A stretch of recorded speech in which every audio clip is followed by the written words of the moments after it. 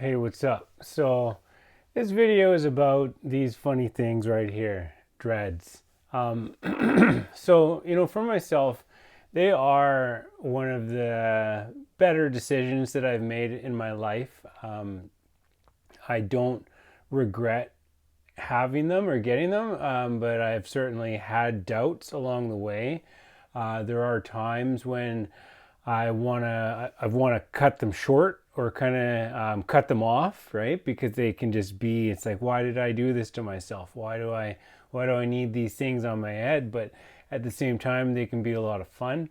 Or there's been times when I wanted to kind of cut them short back to another length so I could revert back to a hairstyle where I used to have them where I would just kind of comb them over like this. I had this comb over thing, but as they get longer, it doesn't really work anymore. Just so you got to switch it up.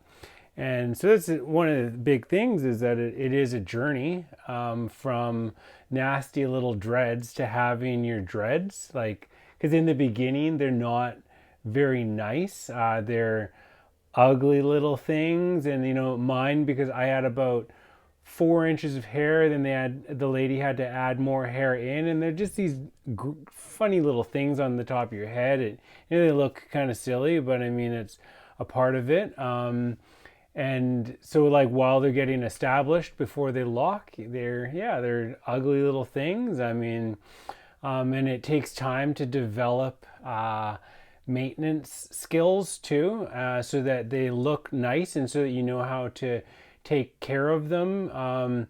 Things like palm rolling them. Like, my technique for palm rolling now is anytime I wash them, I put them forward like this and then take them out one at a time while they're wet. I don't use any products in my hair ever. Just always this same technique.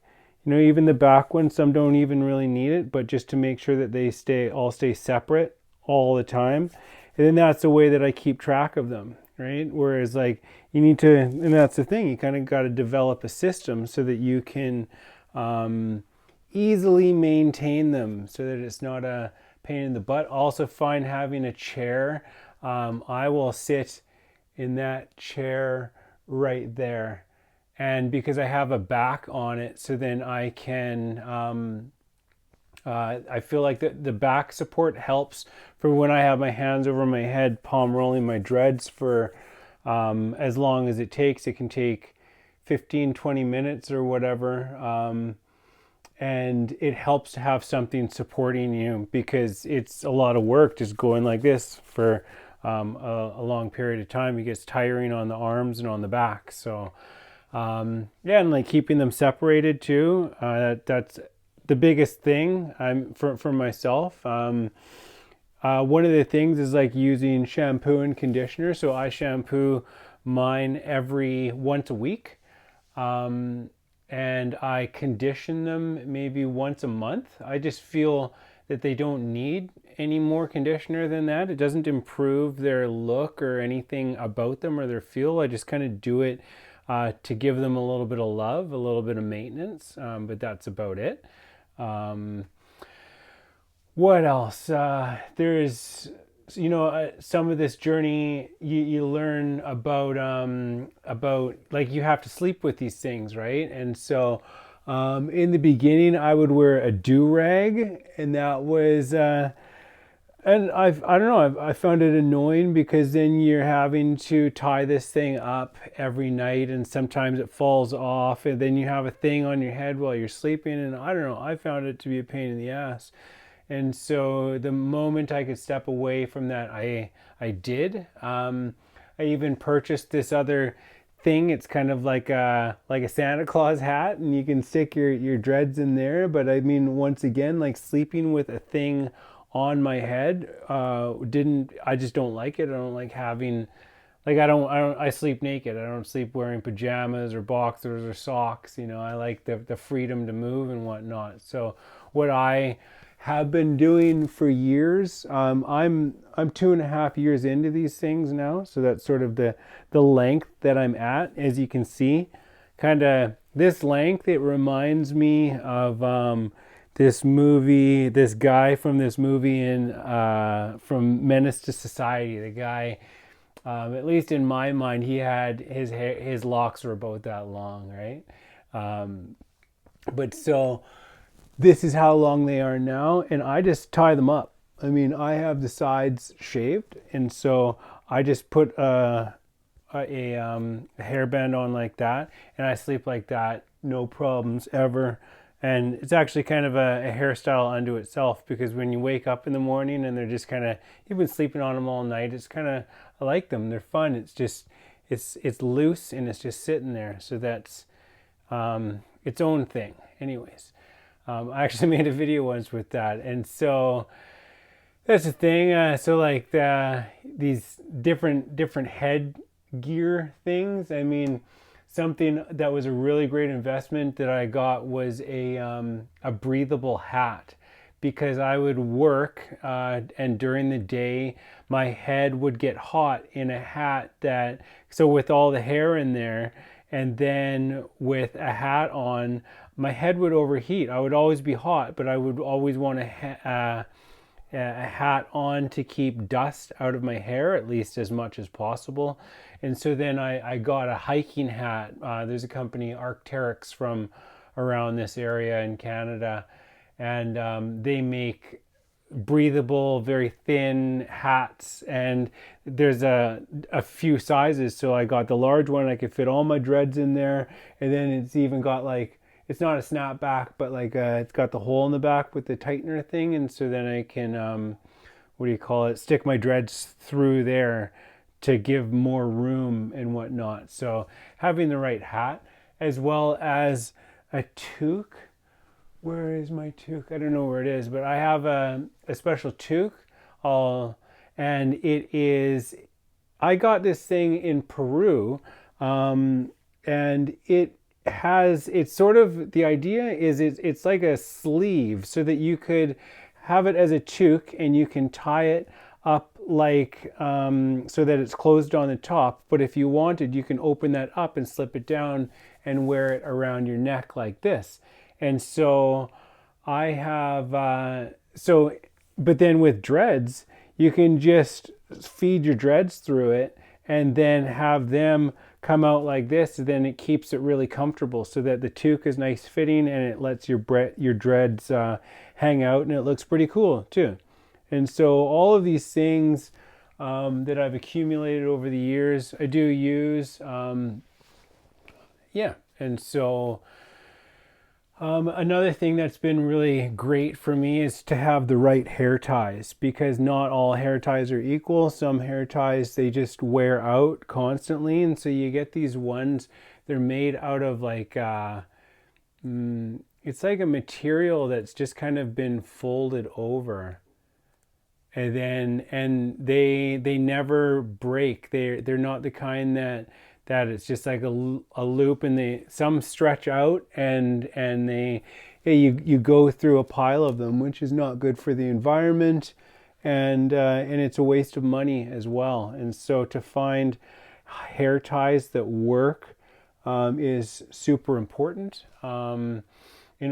As a part of, because this thing, it becomes a real entity, and you have to take care of it. I mean, you don't have to, but I mean, it helps. And so what else? Being gentle on my dreads has been a journey that I've had to learn. So like when I first got them, so it's like you have this thing that retains moisture on your head, and they're kind of like ropes. And so I would have a shower, and then in order to get them dry, go like that, so, but doing that, sort of like violently swinging them, it would result in creating sort of like lumps in them and stuff like that, and like irregularities, whereas like I don't like that. I prefer locks that are fairly uniform in shape and not all messed up. So the moment I kind of started taking a lot better care of them, being gentle on them. Also, something that I used to do was when I would when I would be done in the shower, I would take them like this, and then I would wring them out like a cloth. And so this is hard on my this was hard on my scalp, and was also hard on my dreads. And as soon as I stopped doing all of those things, I noticed that they were much easier to maintain because I wasn't twisting them and contorting them into positions, and I wasn't putting like pressure on them in ways that it wasn't really helping anything by violently swinging them around. I mean, to get a little bit of water out of them.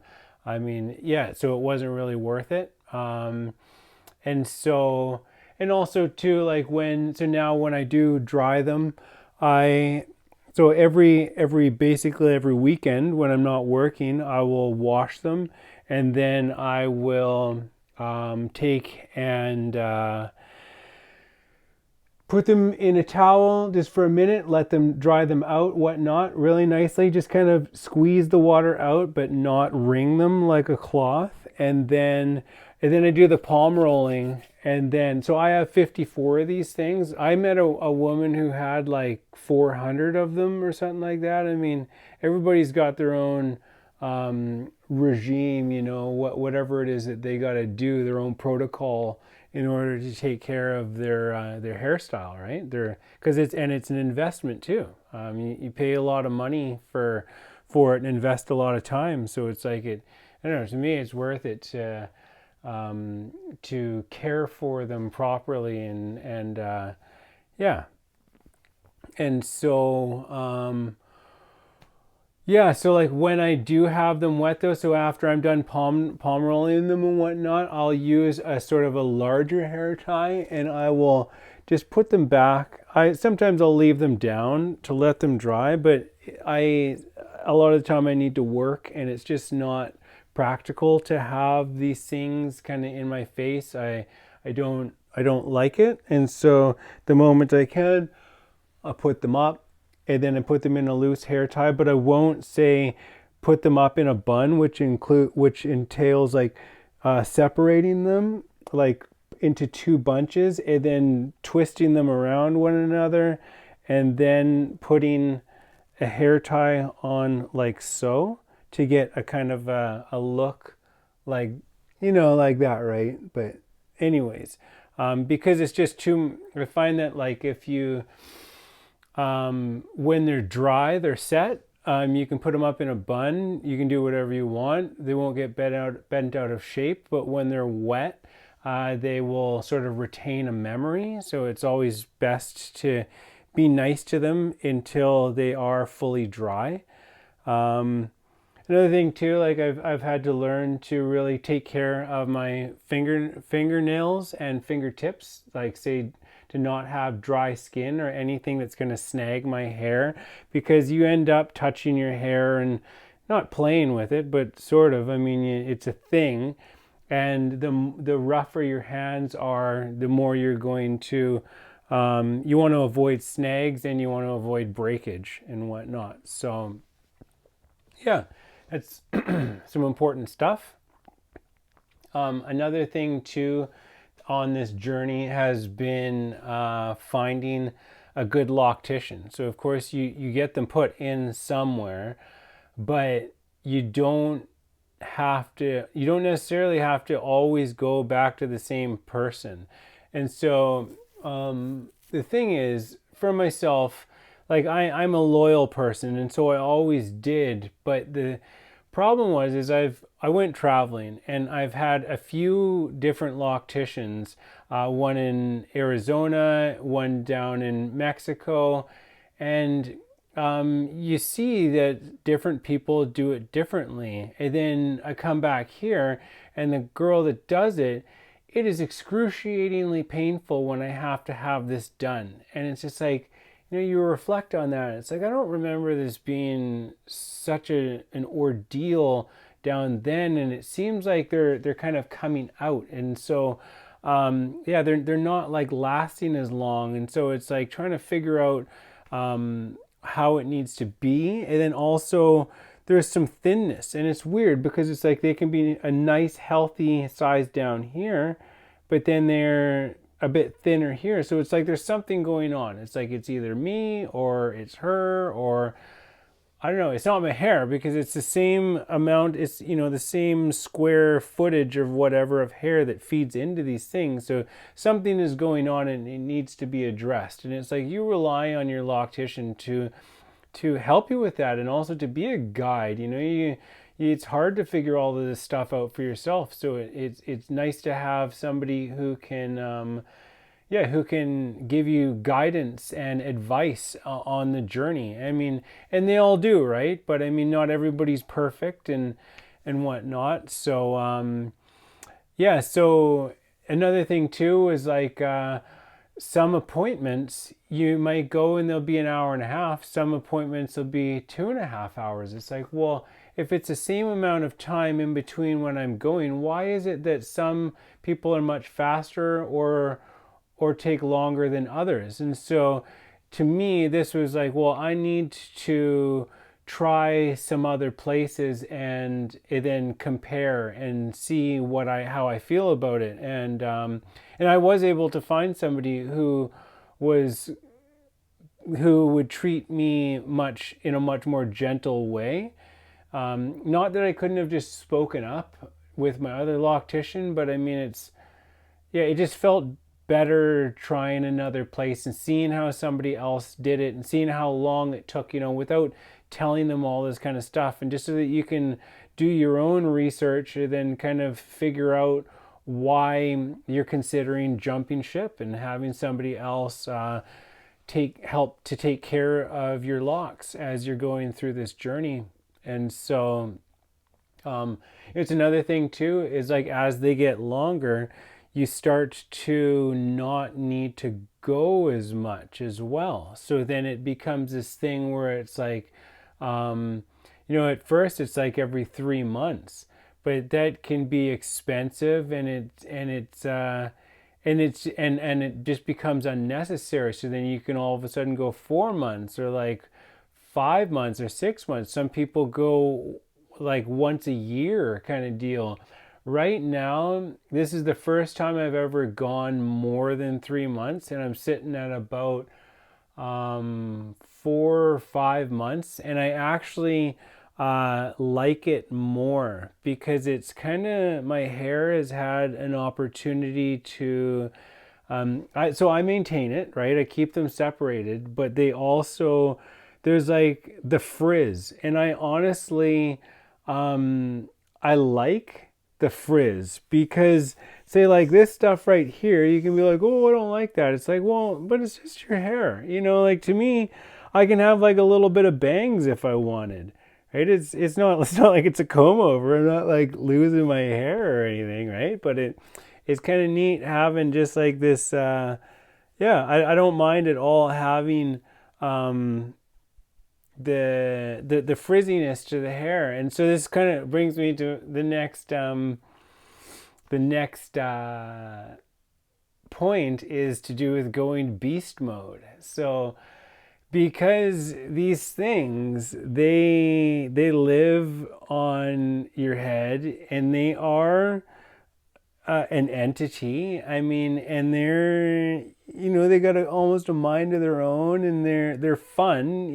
It is a bit of an alternative hairstyle. Most people don't have them for a variety of reasons, and so but just like having all this hair and stuff like that, it's like I feel. Because it is what is it? It's a part of your look. It's a part of your look, and your look changes as these things change. And then you got like, all of a sudden you got this entity up here. And then, so for myself, it goes along with having a bit more facial hair, which is what I call going beast mode.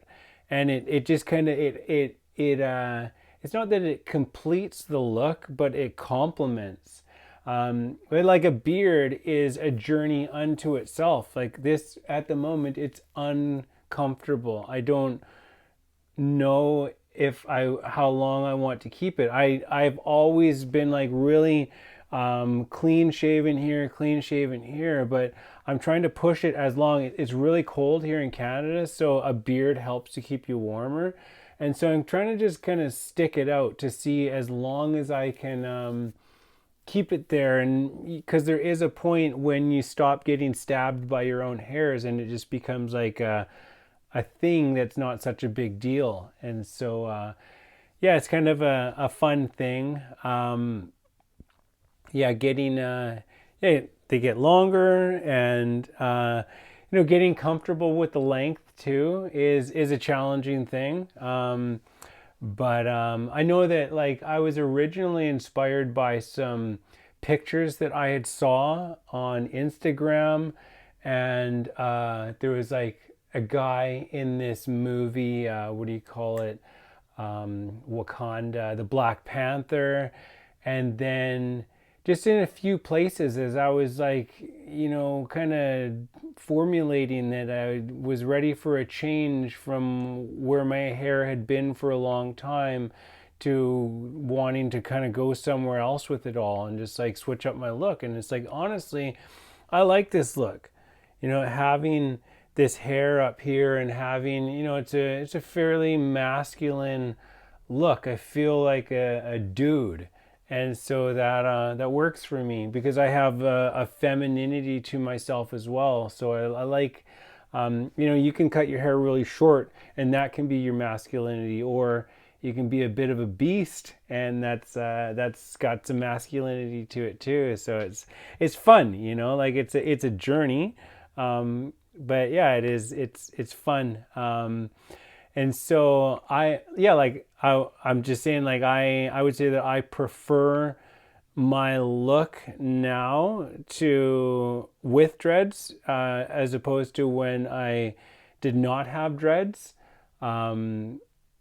which was most of my life. I've had a variety of different hairstyles over the many years. I mean, a lot of them very similar, but I mean, yeah, all the way from a shaved head to an afro because I have curly brown hair, and yeah, and just like different kinds of things, right? But yeah, I think that the dreads, they have like a sort of a sophisticated roughness to them.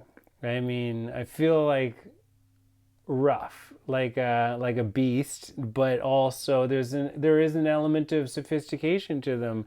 They take a fair amount of work to have and to maintain. They're an investment, and there's also a mystique to them as well because they are associated with spirituality and stuff like that. They have been, yeah, which is something we'll get to later.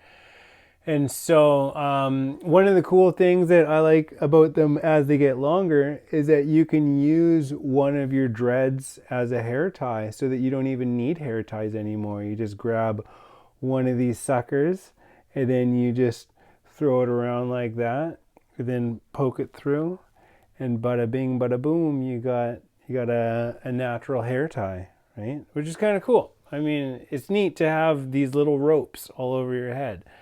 So that's pretty cool. And like, yeah, I guess like the other thing, the other hairstyles, right? There is, what do we call it? The one that kids like the most is the pineapple. Kids like the pineapple, which is like this, right? Sort of like a pineapple, top of a pineapple. And then actually my buddy's daughter, she likes the most this one I call the volcano, which is very similar. But you just keep that hair tie up nice and high. And then like that, right? It's funny looking. But you can do that when you have these things on top of your head. So then, and then there is, of course, the dragon's tail, which is a pretty standard kind of dealy like that, which is always lots of fun. Put it up a little higher or whatever, right? It's a good fun, good one. Nice side shot, anyways. Of course, there's the bun where you separate them like that, and then bring one underneath, and then around like this. And then you have the bun. I do the bun off to the side too, because I'm a sort of a little offbeat kind of dude. So I don't know. I like things a little off to the side, but that's one of the things. And then of course the comb over like that, or just like all over in your face kind of deal. Like a lot of kids these days, they seem to have hair all over in their face. Not that I would ever want to conform to anything. So another thing too is to do with like dyeing and coloring. So I've had them done before. And if you have dark hair, they have to get bleached. You can't just buy a box out of the supermarket or something like that. It's not strong enough. That's more like a coloring. You have to go to like a beauty salon or go and get it done and get them actually bleached. It takes time. But you can get the ingredients to do it relatively cheaply, and you can do it yourself or have somebody help you with it, or you can pay the money and have it done. But that is the way to get the ends blonde or whatever, or to get different colors. But that was a journey too, because I figured I could just buy a box, and I was wrong. It's not strong enough. So it's something that you learn along the way. Another thing too has been to do with diet. I've noticed diet affects everything. I mean, this is something that is in the Rastafarian movement, is to do with ital, which is short for like vital, which means your diet, it should be high quality. You shouldn't just be eating garbage. And I know that if I eat chips and stuff like that, it will make my scalp oily. And because I'm only getting my hair wet once a week, it's then I'm going to be prone to more dandruff and stuff like that. So yeah, I have very little dandruff, but there is still a little bit, and yeah, it's not a huge deal. But anyways, full transparency. Yeah, I just yeah. Anyways, so another thing too is to do with dread culture, or what I would call lack thereof, because it's like, I kind of figured when I had these things, it's like, oh, I wonder if like everybody else who has dreads, like when you see people and they'll just be like, hey man, nice dreads, or like motorbikers or whatever, when they like pass each other on the road, they do this little thing, and it's just like, it means keep your wheels on the ground kind of deal. And it's not like that with dreads. I mean, it's just hair for some people. It doesn't mean anything at all. And that was a tough pill for me to swallow, because to me they are meaningful and they are significant, and they're a part of my life. And so I personally make an effort when I see somebody and I like their dreads. I say, hey, those look awesome. How many do you got? Just kind of a little bit of conversation. Yeah. So, so here's the thing too, is that like these like dreads, they're not exclusive to the Rastafarian culture or to the Caribbean or Jamaica and stuff like that. They exist in many other cultures, such as in Hinduism, in what's it called, in Sanskrit, they're known as jata, because you have like sadhus, people who are like spiritual kind of renunciants, and they have hair like this as well. Because they're not sitting there combing their hair, they let it grow and it mats naturally. It's something that happens. Of course, in Africa, in the Congo, in Zimbabwe, in Nigeria, in Ethiopia, people have been known for a very long time to have to have dreadlocks and dreads, by different names, anyways. What else? The Minoans in Greece, as early as the 1600s, have been depicted having dreads, as well as Aboriginals from Australia who had dreads like way before like any kind of ideas of Rastafarianism and that movement came to that area. It's just something that they've had. Also, what is it? Aztec priests have been described as having untouched matted hair. So there's been people, as well as like American Indian people, and even like within Hinduism, Shiva is said to have had dreadlocks. Now, of course, this is an archetypal representation of like of a certain level of consciousness, but so I guess it doesn't really work. So I just have to throw that one out. But still, these things been around for a long time, and they're not, so they're not really owned by anybody. It's a thing that the people of Earth have. It's been happening to people's hair for a very long time, and so. Nonetheless, it has certainly been popularized in modern times by the Rastafarian movement. And so, at least for myself, like this is a personal choice, but I choose to at least be somewhat familiar with some of this Rasta vernacular.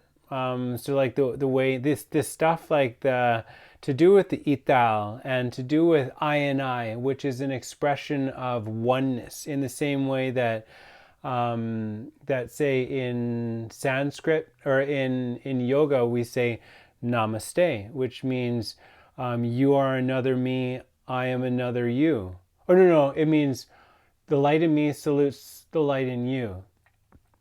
Because in like the Mayan language, the phrase is in lak-esh alak-in, which means you are another me, I am another you. As I do unto you, I do unto myself. And it's actually the same meaning as aloha in Hawaiian, as well as a variety of other indigenous cultures who have expressions which speak to this idea of oneness and spirituality. So, and like, so this for myself, I love the culture as well, meaning like the Rastafarian culture. So like, there's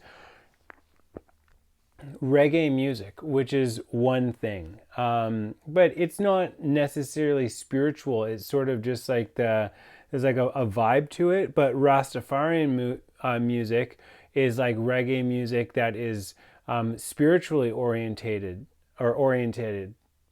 yeah, and so that much more resonates with me. And so being aware of like say like the Marley family, Bob Marley and Ziggy Marley and Damian Marley and guys like Albarossi, and there's, I don't know, I mean, to me it's important to have somewhat of an understanding of people who, for this, it's not just a haircut, it's actually a part of their identity, and it's something that's important to them, it's special to them.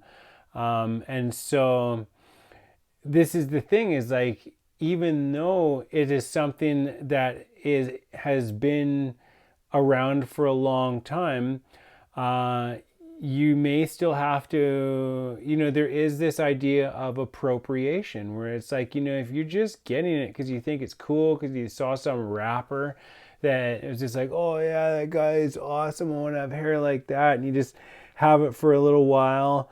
And then there's like a kid at the gym that I go to. He had it for like a year, then he cut it off because it doesn't mean anything to him. It's not significant of anything. It just became a pain in the butt, and he wanted something easier or whatever, right? I mean, and that's fine too, right? But I mean, yeah, I'm just saying, like, for myself, it is important to recognize. You might have to answer for some of these things, and it's like, there are certain things that it just isn't, it's not appropriate in some people's eyes to just do.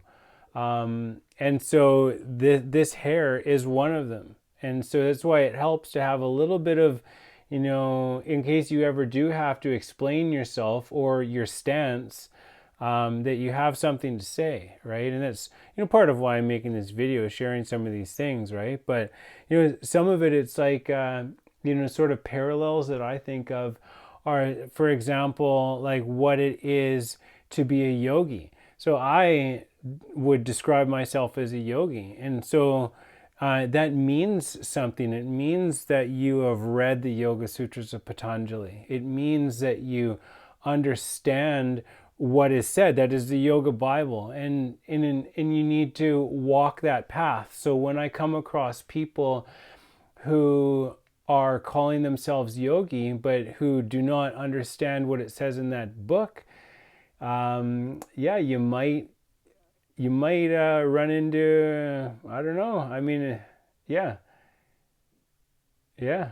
I would probably say something, put it like that, to put it lightly.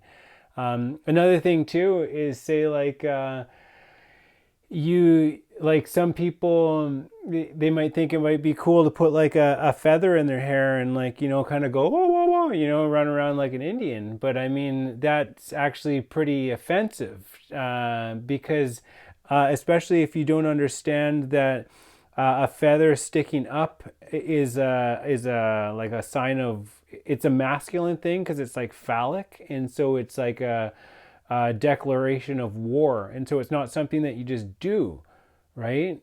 It's like, don't do it if it just because you think it's cool or because you think it's funny or because you saw it somewhere. Actually know what you're doing and know the implications of it rather than just jumping on a bandwagon and or whatever, right? I mean, because there's more to it than that. And whether you like it or not, some people may be in some ways upset by your actions, or at least bring it to your attention that you're doing something sort of ignorantly, right? And I mean, and that's part of a learning process too, right? But, or say like wearing an orange robe, like a swami or something like that. I mean, it's confusing to other people if you sort of, if you present yourself in a certain way, which does have significance for a lot of people and profound significance. It really means something, but for you, you're just having a good time. You're just doing your thing, right? You're just, whatever your reason is, but if it's not in any way, if it's not acknowledging that there's more to it or not, you could run into some issues. And so it's one of these things. Yeah. And so the last bit of this is just that, so there is, because like in today's day and age, a lot of to do with this hair is associated with the Rastafarian movement. And so there are 3 branches of Rastafarians, main branches: the Boba Shanti, the Nyabingi, and the 12 tribes of Israel, I think is what they're called. And so what they say is that many Rastas, so here I am with this hair, and so I would describe myself as a Rasta man. But so here's the thing, right? So they say many individual Rastas are only loosely affiliated with these mansions or not at all. And so I fall into the not at all category, in keeping with the principle of freedom of conscience. And so here's the thing. Freedom of conscience is the freedom of an individual to act upon their moral beliefs. In particular, it often refers to the freedom to not do something one is normally obliged, ordered, or expected to do. An individual exercising this freedom may be called a conscientious objector. So it's just a person who follows their own path, somebody who follows their own guiding light, who listens to their own intuition, who doesn't, who finds their own way with things and doesn't need to be told, who listens to their heart, who uses their mind and their reason and studies philosophy and spirituality, and really figures it out for themselves. It's not about obeying and just doing what you're told. And so along with this, there is a general distrust of institutionalism, and is shared by many Rastafarians. And also some of the teachings by Haile Selassie, which is the emperor of Ethiopia that the Rastafarians believe is like the true heir to the throne because of the lineage, I think, like with the Bible and like King Solomon and stuff like that, and it's like that is who is like the legitimate emperor or king. And so one of these things that he taught was that faith is private, and a direct relationship which requires no intermediary, right? And so this is the thing. I mean, these rastas, these dreads, they do have a spiritual significance to them, and that is why I have them. They really resonated with me for everything that I've shared, for everything that they represent. They really, yeah, they resonate with me. So, yeah.